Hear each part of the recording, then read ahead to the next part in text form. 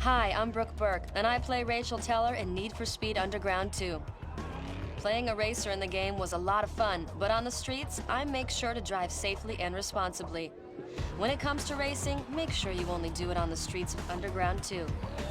So remember to always use your seatbelts and obey the laws of the road.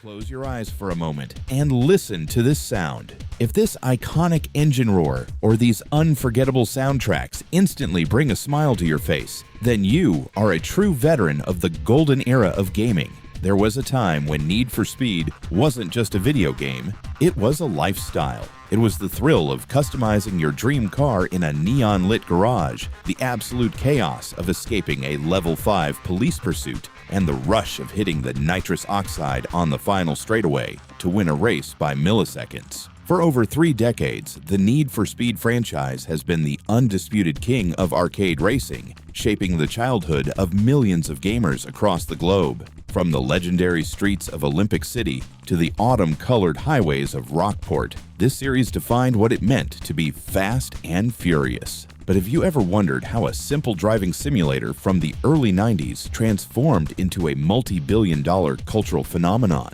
And more importantly, why do the modern games struggle so hard to capture that magical feeling we all fell in love with 20 years ago? In this ultimate documentary, we are taking a deep, high-octane trip down memory lane to uncover the rise, the golden age, and the tragic creative shift of the most iconic racing franchise in history. Grab your keys, buckle up, and turn up the volume, because this is the untold history of Need for Speed. Believe it or not, the franchise that gave us high-speed police chases and illegal street racing didn't actually start in the streets at all. Back in 1994, Electronic Arts didn't release a chaotic arcade racer. Instead, they launched the Need for Speed as a semi-realistic, luxurious driving simulator. Back then, you weren't running from the cops with a modified Honda Civic. You were driving exotic, multi-million-dollar supercars like the Ferrari Testarossa and Lamborghini Diablo through scenic, real-world mountain roads and coastal tracks. The game even featured real car engine sounds, realistic dashboard views, and full automotive magazines with photos and specs for each car. It was cool for car enthusiasts, but let's be honest, it was a bit stiff. It wasn't until the late 90s with the release of Need for Speed, High Stakes, and Hot Pursuit that the developers finally realized something crucial. Players didn't just want to drive nicely on scenic roads. They wanted absolute speed, adrenaline, and most importantly, they wanted the police chasing them. This single realization completely changed the DNA of the franchise forever. But nobody, absolutely nobody, was prepared for the absolute masterpiece that Electronic Arts was about to unleash in the early 2000s. By the early 2000s, Hollywood movies like The Fast and the Furious took over pop culture, and street racing became a global obsession overnight. Electronic Arts saw this massive wave and made the boldest gamble in gaming history. In 2003, they dropped Need for Speed Underground. Gone were the sunny mountain tracks and stock supercars. Instead, players were thrown into a neon-soaked wet asphalt city where you could customize literally every single part of your ride, from neon underglow and custom body kits to stereo systems in the trunk and explosive nitrous oxide. The sequel, Underground 2, gave us an open-world playground that felt like pure magic. But then, in 2005, EA did the unthinkable.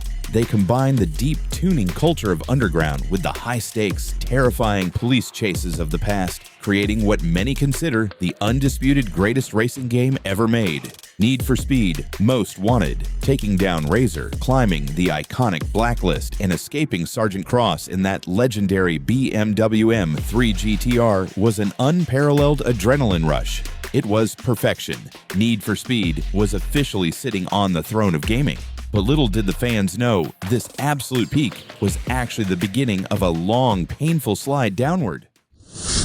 After the massive success of Most Wanted and Carbon, Electronic Arts found themselves in a dangerous trap: greed. Instead of taking their time to innovate, EA forced their development teams to push out a brand new Need for Speed game every single year. The market was suddenly flooded with rushed, unpolished titles. Games like Pro Street tried to force players onto professional racetracks, stripping away the beloved street racing vibe. Then came Undercover, a broken game plagued with severe graphics glitches and repetitive missions. Desperate to fix the franchise, EA entered a chaotic era of identity crisis. They handed the series over to Criterion Games, who gave us incredible titles like Hot Pursuit 2010, but transformed the handling mechanics into an arcade break-to-drift style that heavily divided the fanbase. Then came the disastrous 2015 reboot with its mandatory always-online requirement, followed by Payback, which outraged the entire gaming community by locking performance upgrades behind greedy gambling-style loot boxes.